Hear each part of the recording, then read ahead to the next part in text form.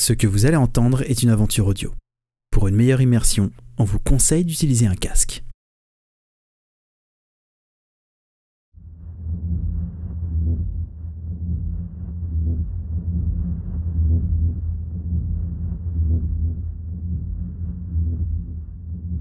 Toi, Jules, tu vois le sang jaillir du cou de l'homme. Le cœur qui essaye de pomper ce liquide rouge comme il peut. Si je détourne le regard, je pars sans courir, mais je marche rapidement. J'essuie le couteau à la va-vite, je le range et je refuse d'accepter ce que je viens de faire. Je marche vers la voiture d'un pas précipité. Très bien. Vous le voyez se relever d'un coup et se diriger vers vous, vers la voiture. Il a, sur son haut, il avait une sorte de chemise claire. Sa chemise est complètement imprégnée de sang. Elle est devenue toute rouge. Il se dirige vers vous, vous voyez qu'il essuie le couteau. La mine basse, mais le pas décidé. Jules, qu'est-ce que tu viens de faire? Il était en train d'agoniser. Il a même pas pu ouvrir les yeux ni dire une parole. Il est mort devant moi et Léon. Il est pas mort devant toi, Jules. Qu'est-ce que t'as fait avec ce couteau? Écoute, mais pour... Putain, c'est dingue. Tu préfères laisser un crève-la-dalle à côté de ta famille? Enfin, c'est inhumain de faire ça. Le mec, tu l'as pas vu. Tu l'as vu comme moi, Léon. Le type était incapable de bouger. Il avait les lèvres complètement desséchées. Il bavait. Il était en train de crever. J'avais pas laissé ce pauvre type crever dans le froid. Ça fait 3 jours qu'il est là. Il arrive pas à se démerder. On pouvait pas le prendre avec nous. On peut pas laisser un crève-la-dalle à côté de nos familles prendre le risque. Bon, bah voilà, j'ai fait ce qui me paraissait le plus humain. Putain, mais c'est pas vrai. Jules, c'était un mec qui était dans... Il avait pas l'air d'être conscient, juste tu le laisses là et c'est comme ça, bah c'est pas de chance pour lui, il a pas eu de chance, bah il est mort de faim. Maintenant qu'est-ce qu'on a sur le chemin vers la maison? Il y a un mec, je sais même pas ce que tu lui as fait, tu l'as égorgé, c'est ça? Il y a un mec qui est en train de se vider de son sang sur le bas de la route, sur le chemin pour aller dans la forêt.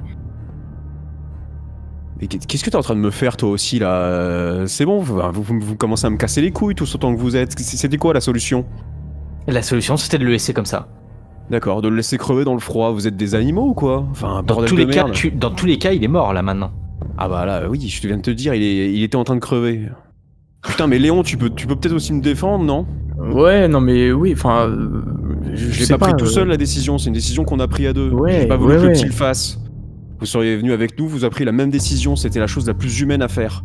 Le type était en train de claquer. Ouais, c'est ce que disait Jules. C'est comme un cadavre ambulant. C'est comme un animal malade, le chevreuil, voilà, comme tu disais, et bah... Comment ça, malade? Il est souffrant. Quelqu'un... Mais va le voir, putain, Bruno, si tu nous crois pas, va voir sa gueule, va voir ses yeux, enfin, il était pourri, ça y est, c'était fini, là. C'est sûr, là, je vais voir quoi? Je vais voir un mort égorgé. Il y avait rien d'autre à faire, c'est... Il faut arrêter, on prend un fusil avec nous, c'est pas pour aller chasser le poisson, c'est bien que s'il se passe quelque chose, on agit en conséquence. Pour se défendre, ouais. Pas pour là, le pauvre gars, on lui a pas filé d'essence, il a pas pu bouger, je sais pas ce qui lui est arrivé, il tenait plus debout, et bah au lieu de crever comme une pauvre merde au bout de 2 semaines ou j'en sais rien, et bah là il a trouvé le repos, je sais pas comment on dit, et il souffre moins, il souffre plus. Voilà, c'est bon, maintenant c'est fait, de toute façon on va vous commencer aussi à me faire chier, on va voir le port et comme ça on ramène papa et les autres et on se casse. On va pas polémiquer, c'est fait, donc voilà. Ok, peut-être qu'on peut aussi donner nos avis. Mais qu'est-ce qui change ton avis là, Bruno? Enfin, je veux pas te manquer de respect, mais ça change quoi ton avis? C'est fait et c'était la meilleure chose à faire, tu t'en rendras compte plus tard.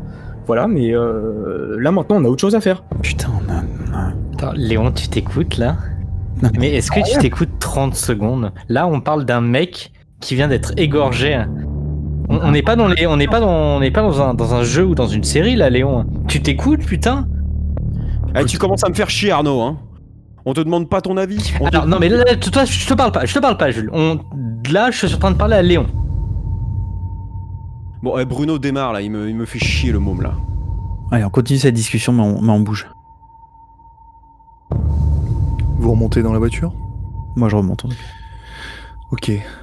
Même position, j'imagine. Ouais. Tu démarres le moteur, t'appuies sur l'accélérateur, et c'est reparti. Vous passez le rond-point, et vous vous dirigez vers Port-en-Bessin. Écoute Arnaud, c'est pas...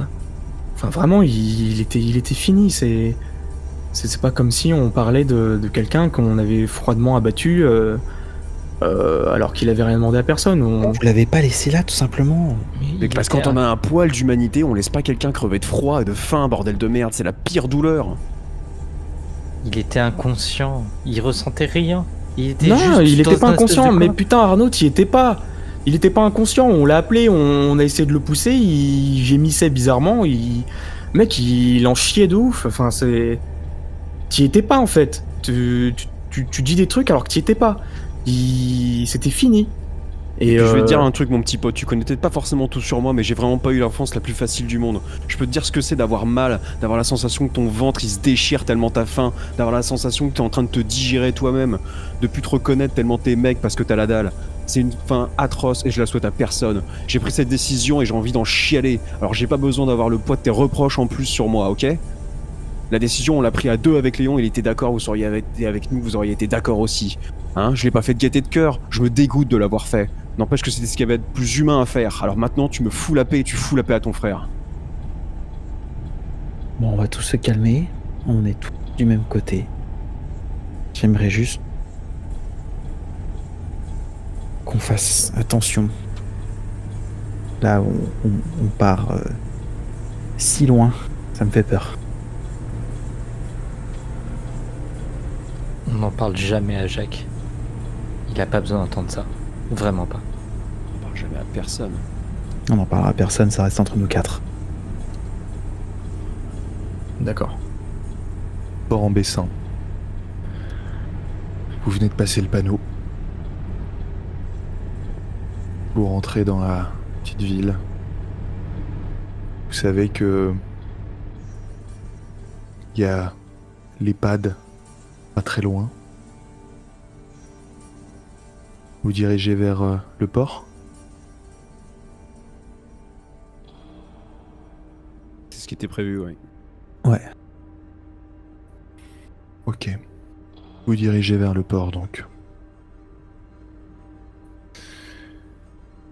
Vous roulez dans les rues du centre-ville. Viennent à sens unique. Pour finalement arriver sur le quai Général de Gaulle. En face, le quai Baron Gérard, là où vous aviez votre appartement les deux frères. Est-ce que vous continuez à rouler sur le quai Général de Gaulle jusqu'à votre étoile filante? Est-ce qu'il y a des... je regarde par la fenêtre, il y a du monde ou pas? Là, Ou tu vois c'est vide? personne, non. Tu vois personne.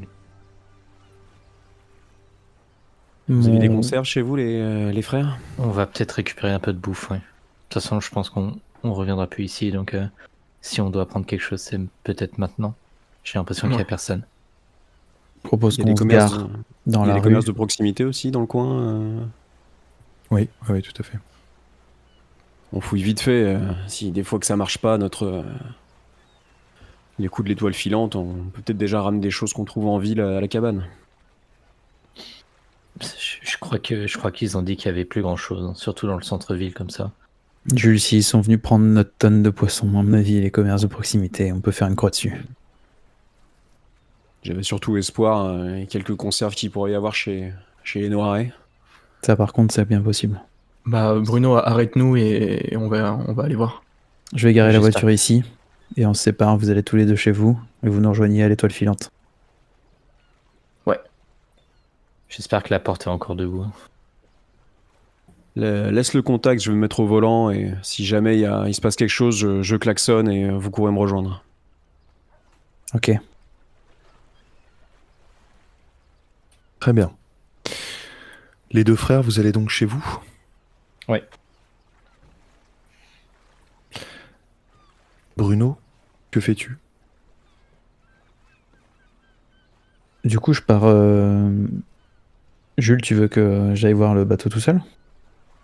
Va avec les frères ou regarde, j'en sais rien, regarde aux alentours. Je pense Je vais juste qu'il faut rester- pas couper le contact et qu'il faut être prêt à se carapater Ok. dès qu'il y a un problème. Du coup, je vais faire un peu l'éclaireur, la sentinelle. Non loin de la voiture. Ok. La voiture, vous la garez vers où? Dans un coin de la rue, je sais pas, dans Mais la rue. je veux dire au niveau plus ou moins de l'étoile filante ou Non, au non, milieu? bien avant. On se met en bas de l'immeuble des frères Noiret avec le contact allumé et moi au volant. Ok, très bien. Donc du coup, là, vous étiez entré dans le quai Général de Gaulle, qui est le quai qui est en face. Il y a le port et l'eau du port qui vous séparent de ce quai. Donc c'est soit vous faites demi-tour avec votre voiture, soit vous descendez là et vous y allez à pied. On va y aller à pied. On Ok. sait quoi, c'est quelques minutes? Ah, c'est rien du tout, ouais. Ouais, c'est Vous ça. êtes en face. Toi, Bruno, tu vas faire quelques pas. Et t'es autour. Voir s'il y a de l'activité. Les deux frères, vous êtes au pied de votre immeuble. Vous habitez au 2e étage, un appartement plutôt grand qui donne directement sur le port. Que faites-vous? La porte de l'immeuble est comment? C'est une petite porte en bois, peint en bleu. Je veux dire son état.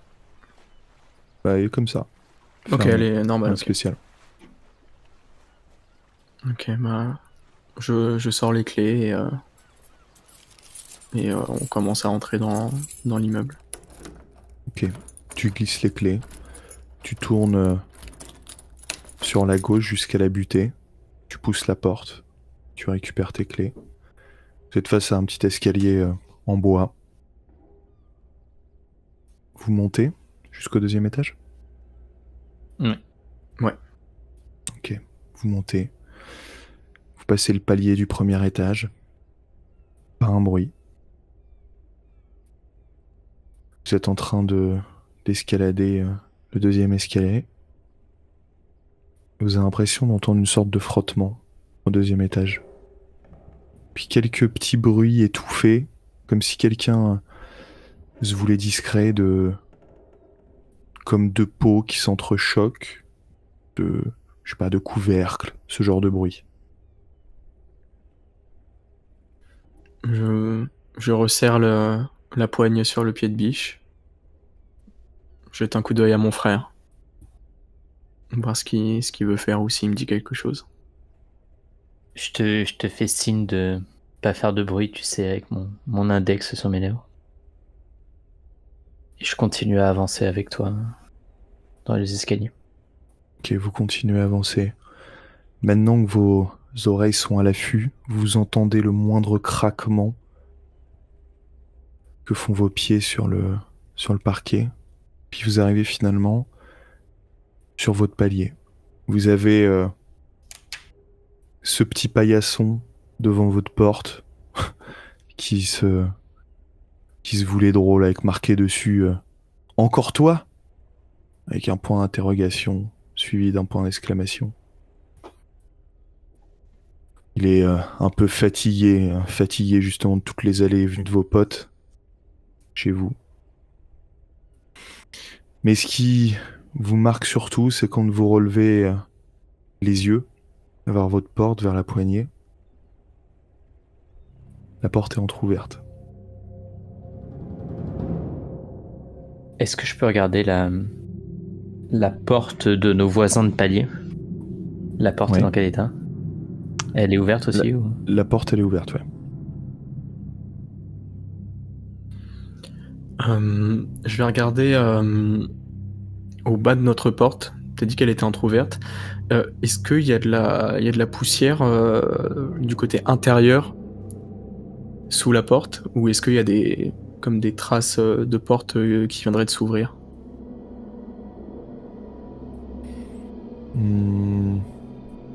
T'arrives pas trop à définir ça. Là, comme ça, tu sais pas trop. Par contre, t'as bien l'impression que les bruits, là, étouffés, viennent de chez toi.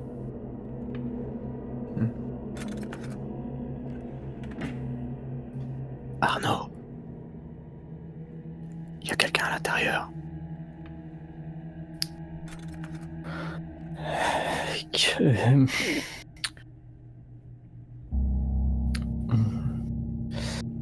Si on rentre, on dit qu'on veut pas de mal, ou au pire on tente pas le coup et on redescend. Je sais pas si tu te souviens, mais on avait pas mal de bouffe quand même. Attends, je tente un truc. Eh oh! T'entends quelqu'un qui, comme s'il s'arrêtait, t'entends plusieurs bruits de choses qui s'entrechoquent et puis plus rien. Léon, putain. On vous veut pas de mal, qui que vous soyez. C'est chez nous ici, on vient juste récupérer quelques trucs. Le reste, on vous le laisse, y a pas de souci. Ok? Je vais rentrer, hein. Jules, Bruno, que faites-vous? Moi de mon côté, j'ai fait quelques mètres du coup sur le quai. Je regarde le quai d'en face. J'ai vision sur les bateaux aussi. Bref, j'essaie d'observer à la recherche d'âmes qui vivent. Ok. T'es complètement à découvert. En regardant autour de toi, tu vois un rideau qui bouge dans un immeuble en face. Puis un autre. Tu repères, à force d'être concentré, quelques mouvements imperceptibles comme ça. Toi, t'es au milieu du quai.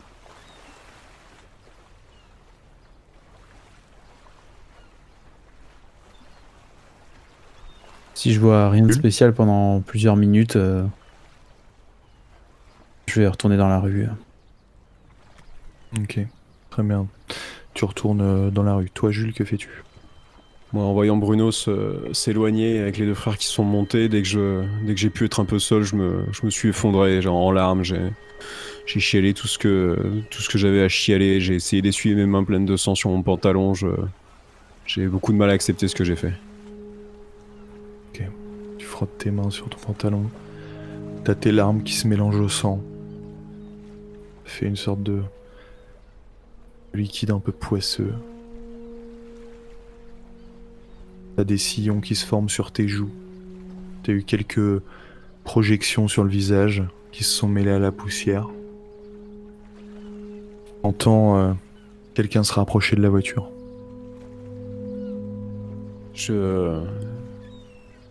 Tout de suite, je reviens là. J'essaie d'être alerte, je regarde d'où ça vient, je regarde autour de moi. Ok, tu vois Bruno qui se rapproche. Toi, Bruno, t'entends juste une sorte de reniflement à l'intérieur de la voiture. Tu vois que la voiture bouge un petit peu de droite à gauche, comme si quelqu'un bougeait à l'intérieur, et puis plus rien, la voiture se stabilise. Les deux frères, vous êtes à votre porte. Donc, je rentre, ok? J'ai entendu à l'intérieur, hein, on veut pas d'emmerde. Je vais pousser la porte avec ma main pour l'entrouvrir lentement et m'engouffrer dans l'appartement avec Léon. Ok. Tu ouvres la porte, elle grince. Vous entendez vers la cuisine un fracas Probablement des conserves qui tombent au sol. Des bruits de frottement, comme si quelqu'un essayait de les récupérer vite. Une fenêtre qui claque. Vous êtes dans votre couloir, que faites-vous? Je sprint. Tu sprints? Ah oui. Ok. Tu commences à t'élancer dans le couloir. Tu te saisis pour tourner plus vite de l'encadreur de la porte. Tu fais une sorte de traction avec ton bras droit et tu tournes d'un coup sur la droite, dans la cuisine. T'as juste le temps de voir une tête qui s'évanouit dans le vide. Visiblement la personne est repartie par la fenêtre de votre cuisine qui donne directement sur le quai. Ok.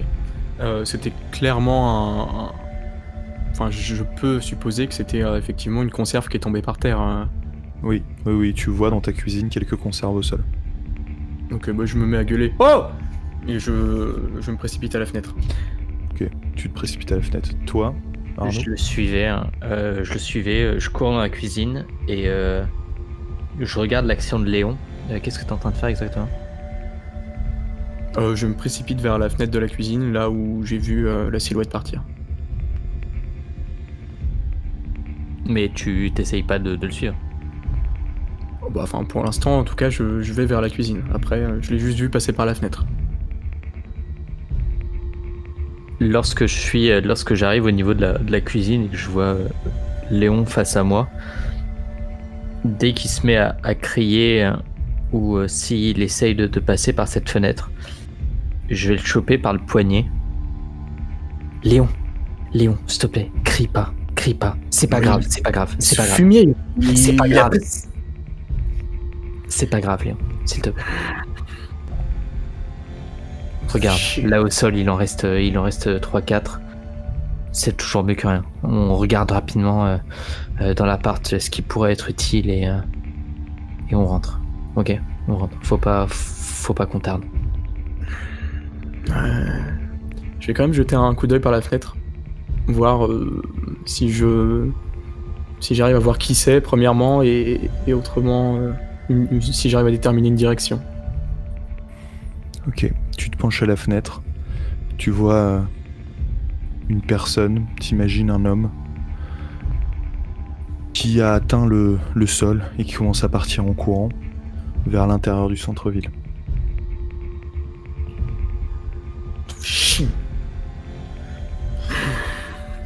Et les deux autres? On a entendu quelque chose? On voit le mec s'enfuir? Non. Ouais, j'essuie mon visage précipitamment avec un grand coup de manche quand Bruno arrive et j'essaye de donner le change. Ok. Bruno arrive à ton niveau. Alors, t'as vu l'étoile? Est-ce que je perçois qu'il a pleuré? Tu vois qu'il s'est essuyé le visage en tout cas. Tu sais ce qui me fout le plus en l'air? C'est que j'ai failli suggérer qu'on prenne Kevin avec nous. Non, il faut pas. Essayons de protéger ceux qu'on aime le plus possible. Putain, je te jure, Bruno, que si tu l'avais vu comme Léon et moi on l'a vu, t'aurais pris la même décision que nous. C'était... En plus, putain, c'était notre faute, quoi. On lui aurait filé un peu d'essence, ce mec-là, il serait peut-être allé plus loin, il aurait peut-être trouvé à bouffer. Et... Je sais qu'on peut se reprocher plein de choses, mais... Je te jure que j'ai fait ce qui me paraissait le plus humain et... L'heure est pas au regret, là, il faut... Pas grave, il faut pas... On va pas se ressasser ça, il faut aller de l'avant. Cette période, il y a rien qui va, là, c'est... Tu te rends compte, je vais rentrer à la cabane, je vais prendre mon gosse dans mes bras après ce que j'ai fait. Tu vas t'en sortir, Jules. Je pouvais pas laisser ce pauvre mec crever sur le bas-côté. C'était pas notre faute s'il y était, mais on aurait pu l'aider à s'en sortir, bordel. Bah là, quand on l'a retrouvé, il était déjà en train de mourir, mais putain... J'en sais rien, tout va trop vite. Je sais pas comment gérer cette situation. Je suis d'accord, tout va trop vite. J'ai l'impression que c'est chacun pour sa gueule. Et même si tu me mets à aider des gens, j'ai l'impression que